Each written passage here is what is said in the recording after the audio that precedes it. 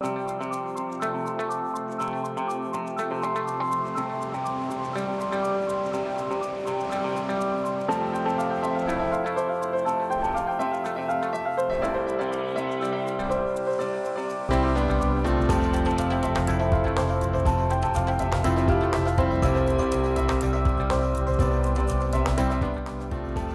afternoon, and thank you for choosing Across the Fence. I'm Will Michael. Through the years, a variety of words or phrases have been used to describe Vermonters. Following the disastrous flood of 1927, President Calvin Coolidge spoke of the indomitable people of the brave little state of Vermont.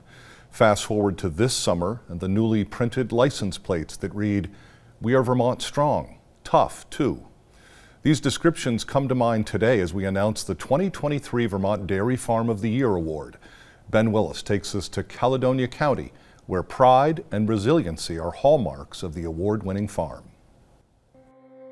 As you drive down Route 16, just outside of East Hardwick, you might spot a small organic family dairy. This 100-acre family farm milks 65 cows with 130 total, including young stock.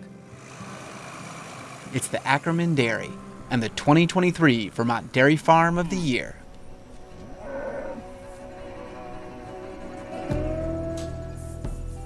Nine years ago, Sarah and Jimmy Ackerman were looking to buy a farm.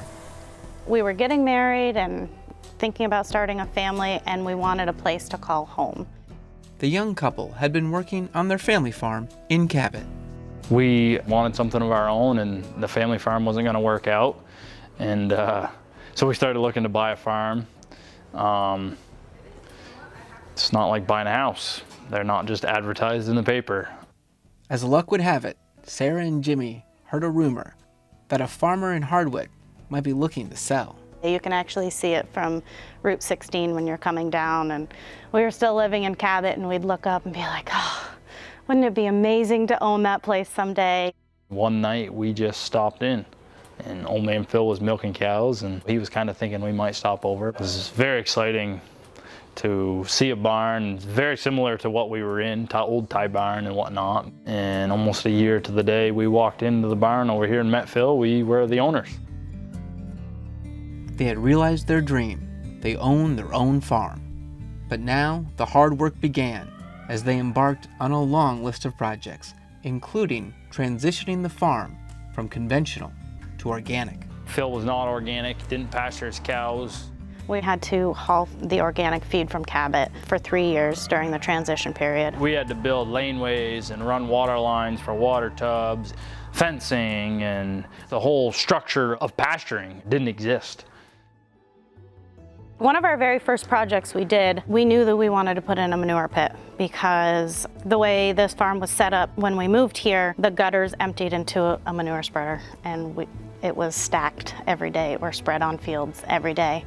Wow, this spreading manure every day is for the birds, stacking it in the wintertime and then reloading it again. And so the pit project was huge, and that came with water quality, clean water, dirty water systems, and just bigger barnyards out back, a heifer barnyard.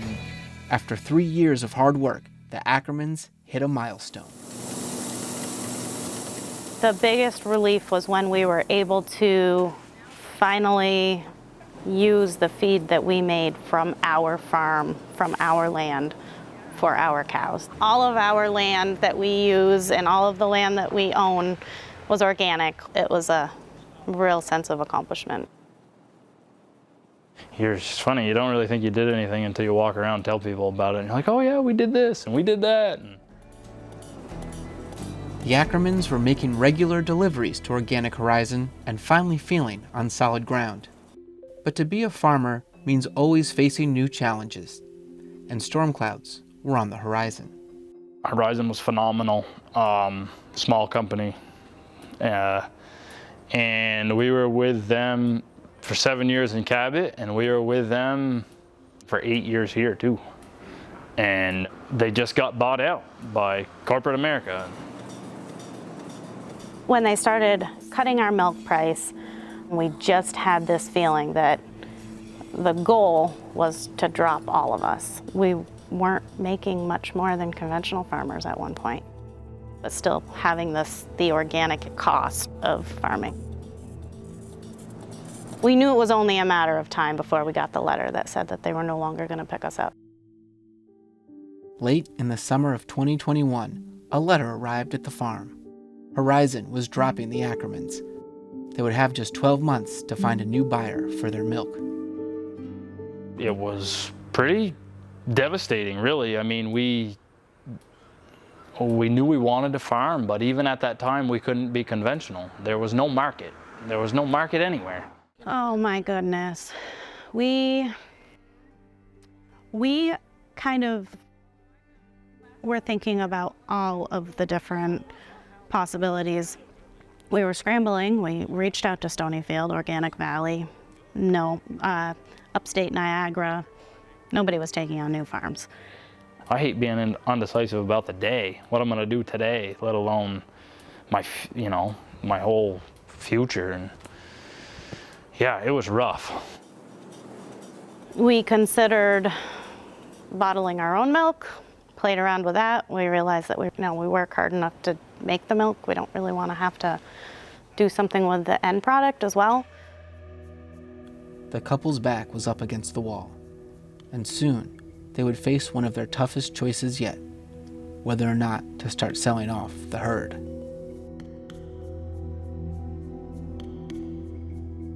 We called a cow buyer, and he came out and walked through the barn, and he was loving what he was seeing, but Sarah and I were just, it just killed us to think that we were going to sell out and not have cows and not do what we love to do.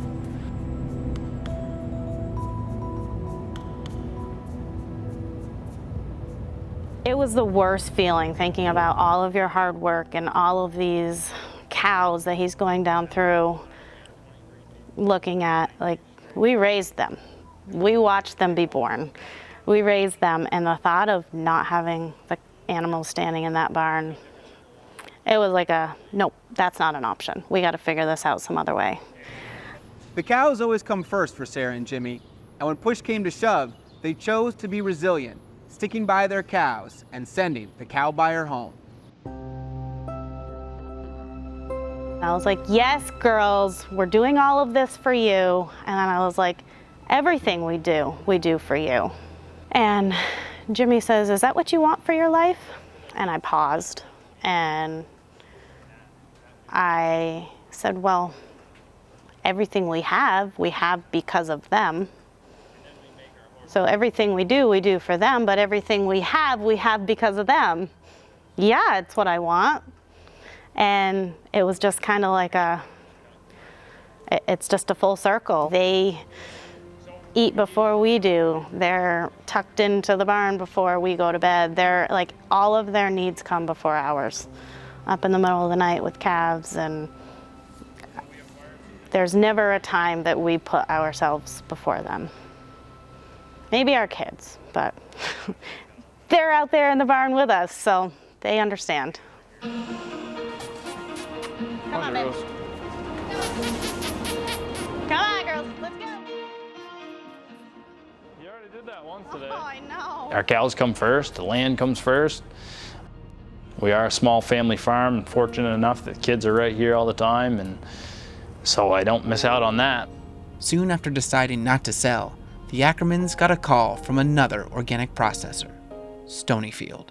We feel absolutely very fortunate that Stonyfield decided to pick up in this area, because without them, I really don't know where we would be. We're believers in everything happens for a reason. It's been a year, almost exactly, July 1st, it's been a year since we shipped with them. Now, a year after Sarah and Jimmy pulled through and saved the farm, they have found themselves being recognized for their hard work. Jim and Sarah Ackerman of Ackerman Dairy. I'd like to present to you with this sign, the 2023 Dairy Farm of the Year. Helping present today is Deputy Secretary Allison Eastman, the Agency of Agriculture. Congratulations to Ackerman Dairy for being selected Dairy Farm of the Year for 2023. Thank you. Thank you. Thank you so much. The nominating letter for the award notes the Ackermans' resilience and dedication. It's a pride. A lot of it's pride. We take pride in what we do, everything. No matter what we're doing here, it's pride. And you know, one thing I remember my grandfather saying, I don't know, it's probably a kid, if it's worth doing once, it's worth doing twice. And a lot of times you do something and it don't work out, you do it again. And you know, that's been a motto of mine for a long time, especially this summer with the weather we're having. You know, you one step forward, 3 steps backwards. But if it's worth doing once, it's worth doing twice. For Sarah, the day they got the news was a moment for celebration, but also reflection about those who couldn't be there to see this day. Jimmy and I both have lost our dads who were dairy farmers, and that was just like, I just kept replaying in my head that they would have been so proud of both of us for coming this far. Tony Kitsos chairs the committee that selects Dairy Farm of the Year. What stands out to me about Sarah and Jim is that they're a great young couple who are dedicated to dairy farming here in Vermont. They are from this area, originating from the Cabot area, family farms, and are beginning their family farm here with their young children, and have already had conversations about how do they get them integrated with the farm. The judges left here very impressed with what they've done in the 9 short years they've been here to convert this farm from conventional to something that's a sustainable organic farm. They've remodeled mostly everything in here and have an eye towards tomorrow as well. We have one daughter who, at this point, seems very interested in farming. The Ackermans haven't stopped dreaming, and they already have their next big move in mind. Our ultimate goal is to have a new freestall with 2 robots. We feel that's the step that we would need to take to keep our farm modern. It's a scary thought to be so buried in debt, but you don't get to move forward unless you take chances. If the next generation has the work ethic of their parents, this farm will continue to thrive for decades to come. At the Ackerman Dairy, I'm Ben Willis with Across the Fence. Our congratulations to the Ackermans. They'll be honored at the Vermont Farm Show in January. The Vermont Dairy Farm of the Year Award is presented annually by UVM Extension and the Vermont Dairy Industry Association in conjunction with the Green Pastures Program. And that is our program for today. We know you have choices, so thanks for choosing us. I'm Will Michael, inviting you to join us back here each weekday afternoon for another visit Across the Fence.